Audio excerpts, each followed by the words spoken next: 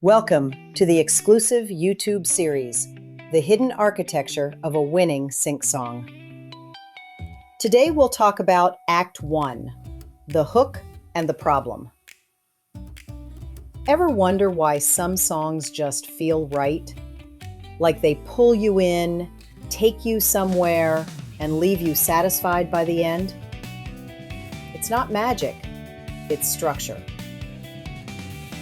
Maybe you've been here before. You pour your heart into your music, send out demos, pitch your tracks, and then silence. No placements, no callbacks. It's not because your music isn't good.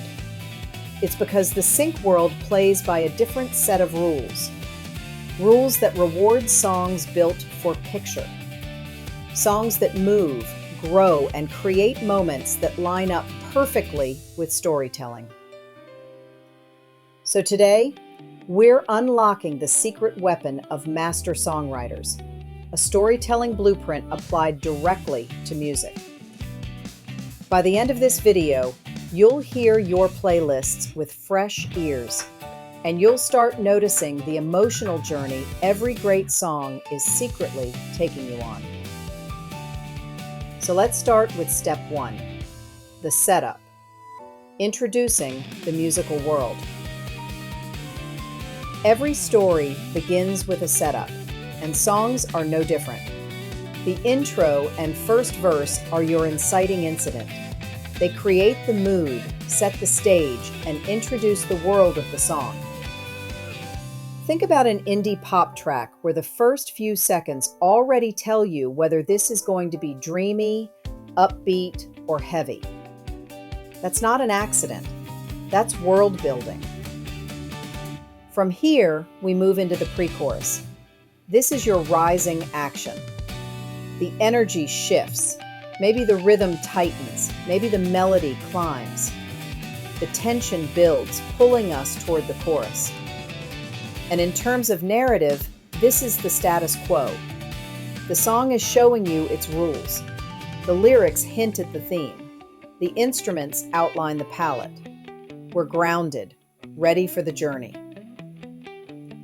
Now we'll move to the confrontation, developing the musical narrative. This is where the real drama kicks in. The chorus is the climax. It's the moment of payoff. The loudest, the most emotional, the part you're probably already singing along to. Great choruses feel inevitable, like the entire song has been pointing to this moment. But here's the thing. If you just repeat the same chorus over and over, the story gets boring. That's where the second verse and later sections come in. They add complications, like new lyrics, new instruments, new textures. This deepens the narrative and keeps the listener engaged. And then there's the bridge, what I like to call the midpoint twist. It's a break from the familiar. Suddenly, the song changes chords, drops instruments, or shifts perspective. Think of a rock ballad where everything falls quiet. Vocals over just a piano, and then explodes back into the chorus with more intensity than before. The bridge is a detour that makes the return to the main theme even more powerful. Time to talk about the resolution, bringing the song home. Every journey needs an ending, right? Even a song's. The final chorus and outro are the falling action. We've reached the emotional high point, and now we're letting it ride out.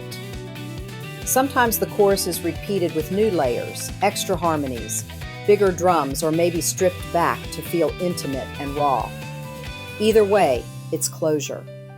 After that comes the fade out, the final lyric, or that one last instrumental flourish.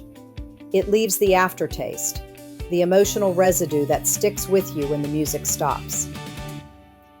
Many songs bring back an earlier motif, maybe the same chord progression as the intro, maybe a repeated phrase. That echo makes the whole piece feel complete, like the circle has closed. Finally, let's apply what I've been talking about. Let's listen with intent. So here's my challenge to you. Pick a favorite song tonight. Don't just vibe with it, map it out. Ask yourself, what's the setup? Where's the climax? How does the bridge twist the narrative? And what resolution does the outro leave you with? And then share your insights in the comments. I'd love to see what you discover. Not every song follows this perfectly, and that's okay. Some songs bend the rules, skip sections, or rearrange the order. But even then, you'll always see shadows of the blueprint. Think of it as a flexible guide, not a rigid formula.